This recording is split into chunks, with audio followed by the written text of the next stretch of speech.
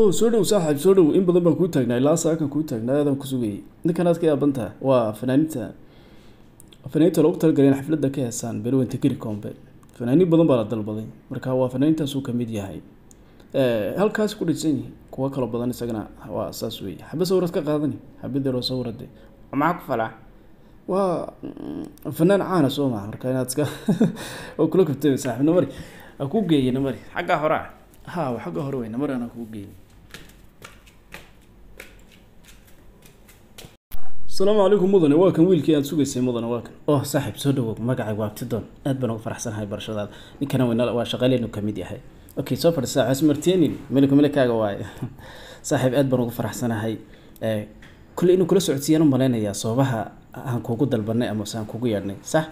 may waxba inuu socodsiin si fiican buu soo dhaweeyay beelweynta gari koomba shir qabsanaysa oo buu ii sheegay intaas oo kaliya laakiin aad buu soo dhaweeyay ha saaxib sidoo ku sheegay weeyaan beelweynta gari koomba shir qabsanaysa shir waliba aan noociisa kale hore loo arag bay qabsanayaan waxa uu yeedhaan fanaaniinta Kenya jooga kuwooda ugu caansan ba u yeedhaan inaguna marka taasan rabnaa saaxiibna inuu ka faa'iideysano maadaama nahay idaacadaha ugu afka dheer leh ama bas ugu caansan maadaama nahay inaynu taas soo tabina ayaan rabnaa haye ka warama waa sax weey hayadagana waa sax mudane waa si wanaagsan okay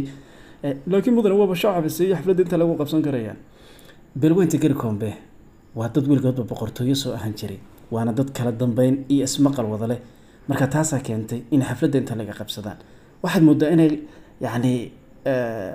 waxa ku tilmaamaba ma garanay laakiin waxaan jeclahay haweenkaas inaad idinkuna warar aad u sugan iyo xafladda quruxdeeda aad soo tabisaan saasaynu isku ognahay